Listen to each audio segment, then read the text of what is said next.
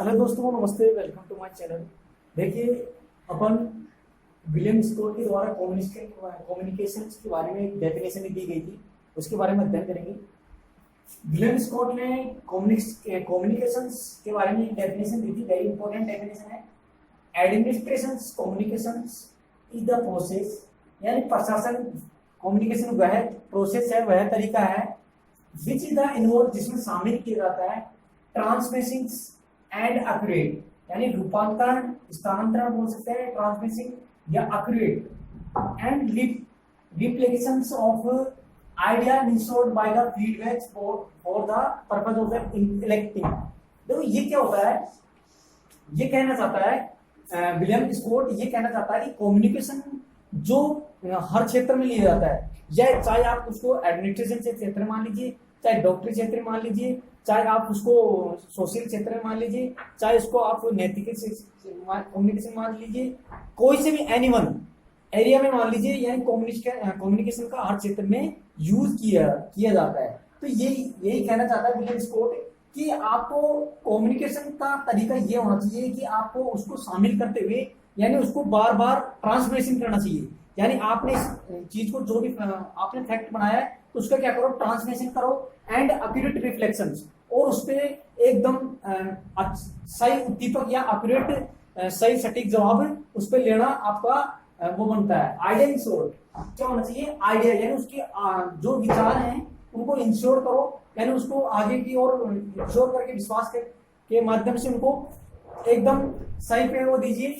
Feedbacks for the purpose of the electing, और उनका feedback यानी क्या होता है, पुनर्बल। जो भी आपने विचार रिफ्लेक्शन किए हैं, अपडेट चुने हैं, उन विचारों को आप क्या करिए, फीडबैक दीजिए। फीडबैक यानी उनको पुनर्बल दीजिए, फीडबैक करो उनको।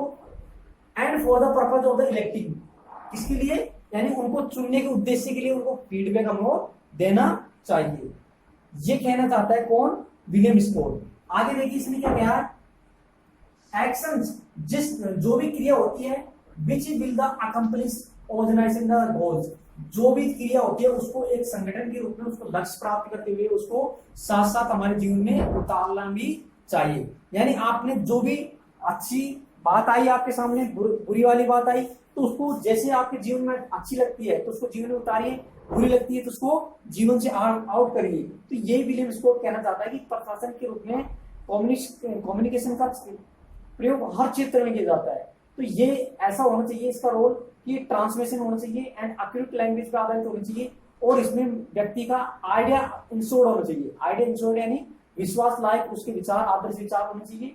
Feedback for the purpose of the electings, और उसके चुनने यानी उसके उद्देश्यों को चुनने के लिए फीडबैक होना चाहिए, है ना। And actions with the accomplish organizing the goals, जो उसके जीवन में हर क्षेत्र में कार्यों को उतारे यानी अपनाए, एडॉप्ट करे, या अकम्प्लिश यानी साथ साथ लेवे। तो ये बात कही थी विलियम स्कॉट ने। ये बात किसने कही थी, विलियम स्कॉट ने कही थी बात। इसके बारे में देखिए विलियम सर्चमैन। विलियम सर्चमैन ने एक मॉडल दिया था, है ना, कम्युनिकेशन के बारे में मॉडल्स कहा था कि William सर्चमैन models the communication process, यानी कम्युनिकेशन वह मॉडल है, वह तरीका है जो consist of the following 6 step, जो इसको 6 भागों में स्टेप के माध्यम से बांटता है। कौन बांटता है, विलियम स्केचमैन। कौन बांटता है, विलियम स्केचमैन को मॉडल कम्युनिकेशन प्रोसेस को कितने भागों में बांटता है, 6 स्टेप में बांटता है। तो पहला देखो स्टेप इसमें, developing an idea and thought, कि आपको विचारों का विकास करो, एंड थॉट, और उनको विचारों को अपनाओ, यानी आइडिया एंड थॉटों को अपने आप में क्या करना, डेवलपिंग करना। तो पहला तो ये हो गया इसका स्टेप। सेकंड स्टेप देखिए इनकोडिंग, क्या होता है, इनकोडिंग करना, यानी उसको जमाना सही तरीके से। थर्ड नंबर पे देखिए transmission flow in the channels, यानी जो भी आपने सीखा है उसको चैनल के माध्यम से ट्रांसमिशन करो, यानी एक स्थान से दूसरी जगह, यानी उसको ट्रांसमिशन करो, एक क्षेत्र से दूसरे क्षेत्र में उसको पहुंचाइए। नेक्स्ट पॉइंट देखिए चौथा, रिसीव्ड बाय द रिसीवर, यानी प्राप्तकर्ता के द्वारा इसको प्राप्त किया, रिसीव करना चाहिए, यानी रिसीव्ड के द्वारा, रिसीव्ड बाय द रिसीवर, यानी प्राप्त करने वाला होता है उसको रिसीव्ड कराना चाहिए। लास्ट देखिए इसमें 5 प्रकार का पांच सेकंड लास्ट देखिए डिकोडिंग होना चाहिए। अब देखो डिकोडिंग पहले इनकोडिंग तो दूसरे नंबर पर आ रहा था, लेकिन पांचवें नंबर पे आ रहा है डिकोडिंग, यानी सेकंड लास्ट डिकोडिंग होगा आपका। लास्ट इसमें होगा यूज ऑफ रेस्पॉन्स, जो भी आपकी रेस्पॉन्स है, प्रतिक्रिया है, उसका आप उपयोग में लेवे। तो आपसे पूछ लिया जाए विलियम स्केट्समैन का पहला स्टेप कौन सा था, तो पहला स्टेप कहलाएगा आपका डेवलपिंग एन आइडिया और थॉट। लास्ट स्टेप कौन सा था, use of response. Second last कौन सा था, डिकोडिंग। सेकंड लास्ट और सेकंड नंबर पे कौन सा था, इनकोडिंग। थर्ड नंबर पे कौन सा, ट्रांसमिटिंग थ्रू चैनल्स। और फोर्थ नंबर पर रिसीव्ड बाय द रिसीवर। ये आपको क्रम याद रखने और कुछ नहीं है इसमें, ठीक है। नेक्स्ट क्वेश्चन देखिए इसमें, communication skill in the teaching, यानी टीचिंग में कम्युनिकेशन के कौशल कैसे कैसे होने चाहिए। अपन इनको चार भागों में बांट सकते हैं कम्युनिकेशन के कौशलों को। ऐसे चार कौशल होते हैं अपने अंग्रेजी में LSRW। इनका कर्म क्या होता है, LSRW। कर्म कैसे होता है, LSRW, यानी L का मतलब लिसनिंग, S का मतलब स्पीकिंग, R का मतलब रीडिंग और W का मतलब राइटिंग। तो सबसे पहले L, सेकंड पे स्पीकिंग, थर्ड पे रीडिंग और फोर्थ पे राइटिंग, ठीक है। अब देखिए इसमें राइटिंग्स एंड स्पीकिंग, यानी राइटिंग एंड स्पीकिंग, ये आपका कहलाता है ट्रांसमीटर स्किल्स। तो आपसे पूछ लिया जाए, सीधा सीधा क्वेश्चन बनता है ट्रांसमीटर कम्युनिकेशन में ट्रांसमीटर स्किल कौन से हैं, तो वो आपके कहलाएंगे ट्रांसमीटिंग लिखना, है ना, और स्पीकिंग बोलना।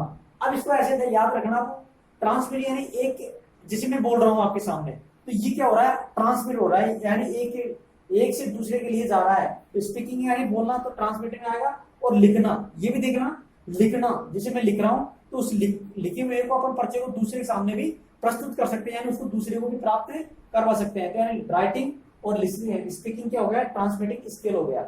इसके बाद में देखिए रीडिंग्स, पढ़ना एंड लिसनिंग, यानी पढ़ना। अब जब पढ़ते हैं, जैसे मैं पढ़ रहा हूं बोल बोल के, तो कानों में दम नहीं जाएगी, तो यानी रीडिंग्स और लिसनिंग सुनना, ये कहलाएंगे आपके रिसीवर इसके, यानी प्राप्ति के कौशल, यानी रिसीवर कौशल। जैसे मैं पढ़ भी रहा हूं और कानों में सुन भी रहा हूं, यानी लिसनिंग यानी क्या होता है, सुनना। पढ़ भी रहा हूं और सुन भी रहा हूं, तो ये अपने आप को ऑटोमेटिक क्या लग रहा है, खुद में प्राप्त कर रहा हूं, दूसरे को प्राप्त कर रहा हूं और खुद भी प्राप्त कर रहा हूं। तो ये कहलाएंगे आपके रिसीवर स्किल्स, है ना।